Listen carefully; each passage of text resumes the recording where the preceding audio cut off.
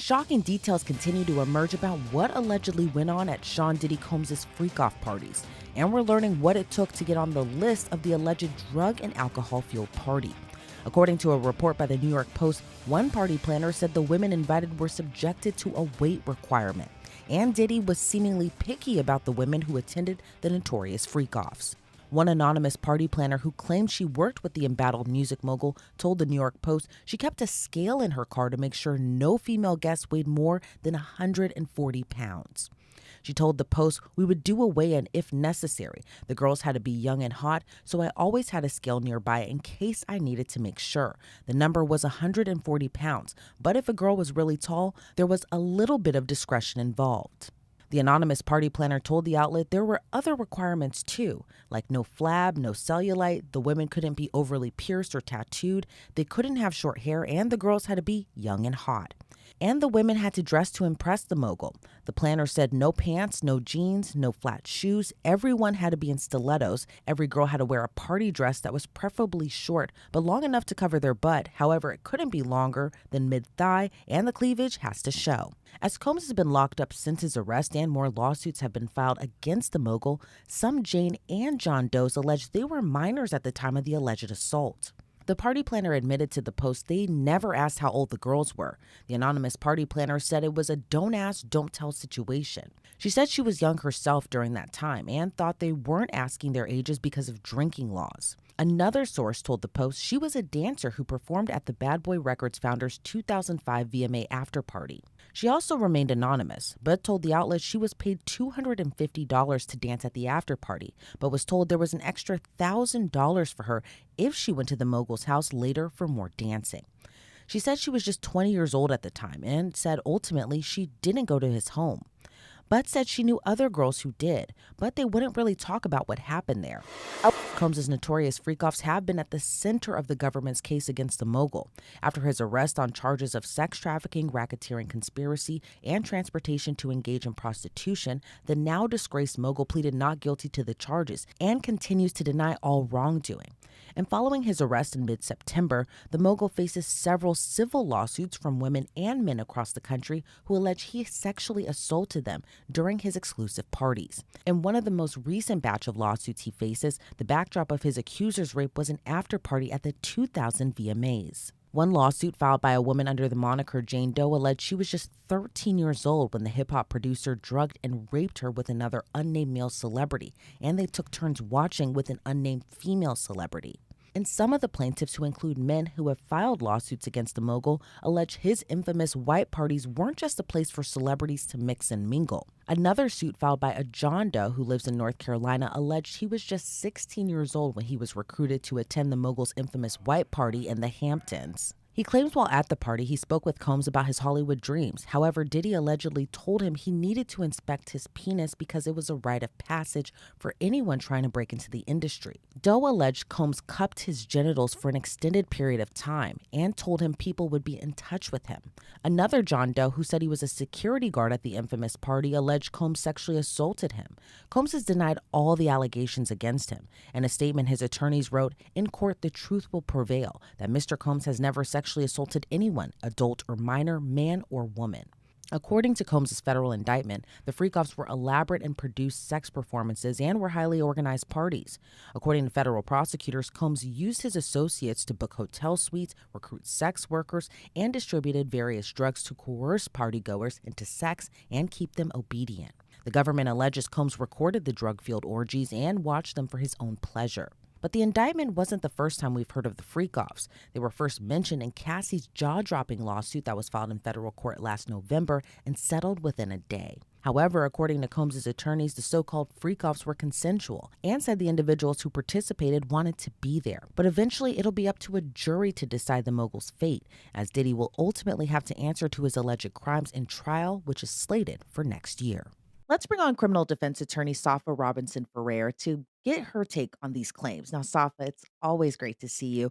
What's your reaction to this anonymous party planner for Diddy who says she kept a scale in her car to weigh women who were entering Diddy's parties and freak off parties? Yeah, I'm a little surprised by this. And the only reason I say that is because whoever this person is although they're having this conversation and remaining anonymous, she's essentially admitting to having participation in these alleged freak offs. So she's kind of putting herself on the hook to come under this RICO umbrella or a conspiracy umbrella as being a participant of that alleged activity that Mr. Combs is charged with. There's information that leads me to believe that she's had a conversation where she's admitted to keeping a scale in her car, making sure that these women who attended these parties were no more than 140 pounds, and that she was there to ensure that they met that weight requirement. She had a lot of information about, what these women were allowed to wear and not to wear, the descriptions that these women should look like, in terms of physical appearance. And so it's very interesting to me that she's had this conversation, whoever this woman is, although she's asked to remain anonymous, she's certainly putting herself on the hook to be a part of this RICO charge and conspiracy, in having these conversations and admitting to her own participation. And the requirements that she alleged were made kind of sound like a magazine cover from 2005. Be young and hot, wear high heels, no cellulite, no flab, can't be overly pierced or tattooed, can't have short hair. What do you make of that? And also, with that being said, if this anonymous party planner was somebody who helped organize these freak off parties, even though she says she never, or excuse me, even though she said she left before the freak offs actually happened, does that still apply that she could be charged potentially under this RICO indictment? Absolutely. She's made herself a party to this action, for lack of a better way to put it.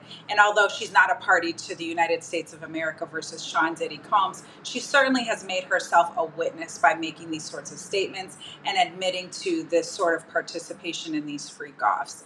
And so that's a part of the conspiracy, is that there is a group of people who do certain things in order to bring about a certain result. So these freak off parties where there's alleged to have been women or people who've been intoxicated, who have been forced into sex with sex workers and things of that nature.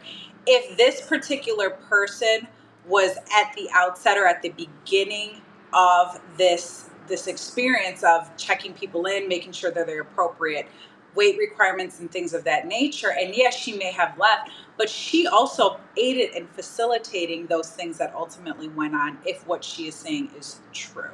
So she definitely is putting herself out there, and she could certainly be held responsible. At minimum, the federal government is going to want to speak to whoever this witness is, if they haven't already, to gain additional information. And like I said, she's a witness at this point based on what she said.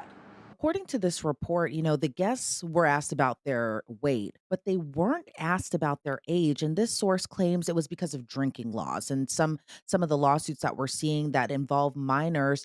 It just seems like when we're kind of comparing them, it just seems like overall there wasn't a care to ask these young women and even these young men their age when they're surrounded by Diddy and other adults who are using alcohol, who are using drugs at these types of parties. But why do you think that they didn't ask the simple question, "Hey, how old are you?"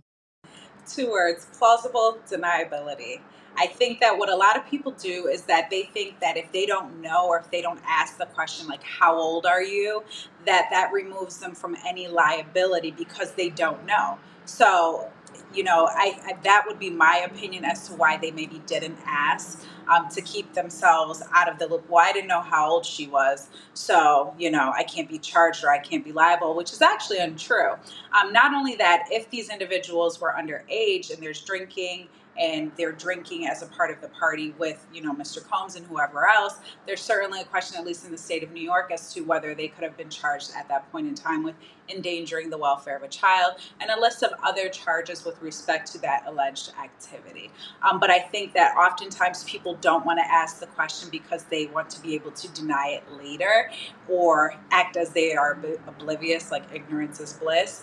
But they can still be held responsible, certainly. So I think that would be why those questions weren't asked, if that's the case, to avoid that. Yeah, and it was interesting that this source says that there was kind of a don't ask, don't tell policy when it came to that. And we've done so many reports on Diddy, and kind of at the center of the government's case has always been these freak offs and the indictment that we have right now. There are only three charges, but how important are the freak offs in the overall nature of the government's case? They're really important. And one thing I actually want to know, kind of to your question before, was it's alleged that the government executed these search warrants and that they're in possession of videos of these freak offs. I would note that Mr. Combs has not been charged with anything related to anybody that's been underage. So that's one thing to think about here. So whether or not that's in fact true will remain a question until we get more information or as we start to head towards trial. But these freak offs are going to be important because what we seem to know at this point is that these alleged freak offs took place with men and women. They took place with sex workers who may have been transported across interstate lines, which that is one of the requirements for a specific statute with regard to trafficking. And not only that, but that these individuals, some of them who were held against their will or were drugged or forcibly were forced to engage into the sexual activity and things of that nature. So those freak offs are going to be very key here with respect to the trafficking charge. At least we still have the additional charge where we have victim one, and that is separate and apart, but it's also taken in conjunction with those freak offs to paint a bigger picture, and it sort of create the narrative or weave in the facts to show that Mr. Combs allegedly this was the type of person he was. These were the types of things that his enterprise engaged in.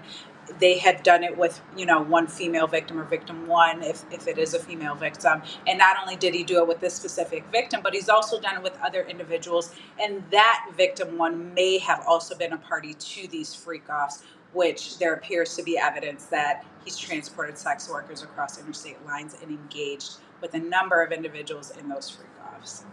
And, a Diddy party before was such a lucrative event, and it seemed like the go to place to be if you're a celebrity. But if you're looking at all of these lawsuits, it appears that, it was a breeding ground for rampant sexual violence. And I'm talking about the lawsuits here and not the federal indictment. Given all these suits, and with this latest batch involving minors, can Diddy's defense team, and again, I'm talking about the lawsuits here, can they really claim that this was consensual? Like, what are really the defenses here to the staggering amount of lawsuits on top of the federal indictment? Yeah, I think that Mr. Combs' attorneys are essentially going to have to say that, if any activity did in fact occur. And so I guess we'll step back for a second. Are they're going to either deny that those things happened and do away with some of the lawsuits if they are frivolous, and there will be facts and circumstances that are determined, according to law on those. If they did in fact occur, their argument is more than likely going to be that this activity was consensual, that this person was a willing participant, and not only that, but that these individuals assumed the risk of being present at those parties, of engaging and voluntarily engaging in the sexual conduct and being in those spaces, consuming drugs, consuming alcohol, and things of that nature. So certainly either going to deny outright, and if there has been confirmed activity, then that the activity was consensual. And at the center of these freak offs, a lot of people, and it's been kind of earing in the background a little bit when it comes to this case of other celebrities being involved. At this point in time, given that we're past a month of Diddy being behind bars, and there's always been this alluding to other celebrities being involved, that their names are going to be dropped. Why do you think at this stage in the investigation, in the case, that we haven't heard any other names beyond Sean Combs? It's still pretty early in the proceedings. I think it's only been about a month or a month and a half since he's been arraigned and held in detention. And so the investigations are always going to be a continuous and ongoing process. I'm sure at this point there's been an exchange of discovery. And not only that, but I think there's been a gag order placed on the attorneys with information that they can and cannot share. But more importantly, it's still very early on. So my guess would be that the attorneys on both sides are trying to keep information as close to their chest as possible because they don't want to scare off any witnesses. They don't want to hopefully taint the jury, and they want to keep the integrity of their investigation. As things continue on forward and discovery is explored, and we start to get to the hearing stage, motions and hearing stage, where they're moved to dismiss the charges and things like that, or request relief for hearings, then we may start to get a little bit more information on what other individuals may have been involved. And certainly, if this case makes it to trial, we will absolutely more than likely know what other celebrities may have been involved or what other individuals have been involved. And how crucial will Sean Combs's associates be, those who had worked for Bad Boy Records or Bad Boy Enterprise or any of his conglomerate of enterprises that he had had? How important will their testimony be if they are called as witnesses for the government in their case? How important could they be in kind of piecing together, hey, this is what happened at this time, this is how we did this, and what could that look like, even though we're still months away from the trial? Those those witnesses are going to be crucial. Now, the interesting part here is that the government is going to try to leverage these individuals against Mr. Combs. What they're going to do is say, "Hey, John Smith, for a hypothetical name, we know that you did X, Y, and Z, that you participated and that you committed these acts which furthered the enterprise and furthered this activity.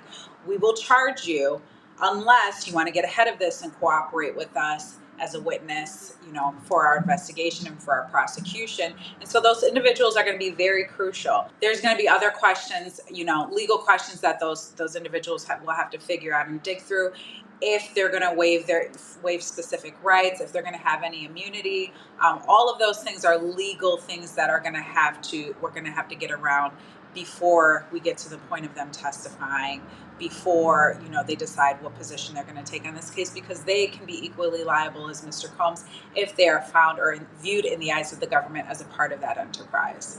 Now, say you're on the Diddy defense team, what kind of angles and pulls are you gonna be doing to defend your client if you were on his defense team? You know, as a part of Mr. Combs' team, I think that we would first have to figure out what was the catalyst for all of these allegations, number one, which I think Miss Ventura's, allegations certainly were that. But taking things step by step, we need to explore each and every witness. We need to launch our own investigation and have our investigators and things of that nature go out and speak to these individuals. We need to be able to be realistic with what our expectations are and really get to the evidence. Sometimes what happens is the government can make an allegation against somebody and it looks bad when you hear it.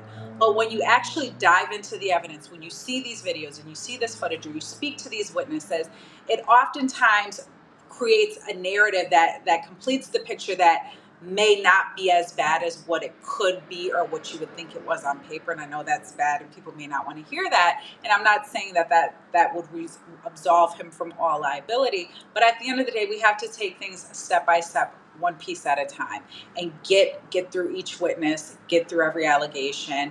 And sometimes there are ways that we can explain away normal conduct. Like, we're not going to criminalize sex in this country. We're not going to criminalize buying baby oil and other things of that nature. Now, certainly if it's with a minor or if someone had done these things not at their own will, then we have a different conversation. But we've got to be very careful, explore the facts, exploit those facts in terms of crafting and creating our defense. Right. I guess we'll have to wait and see how this all continues to play out. And I'm sure you and I will continue to have more conversations along the way. Safa, thank you so much for your time today. I always appreciate it. Before we sign you off, anything else you'd like to add? Thanks for having me. I'll see you soon. Thanks, Safa. Appreciate your time as always. Sean Combs pleaded not guilty to charges of sex trafficking, racketeering, conspiracy, and transportation to engage in prostitution.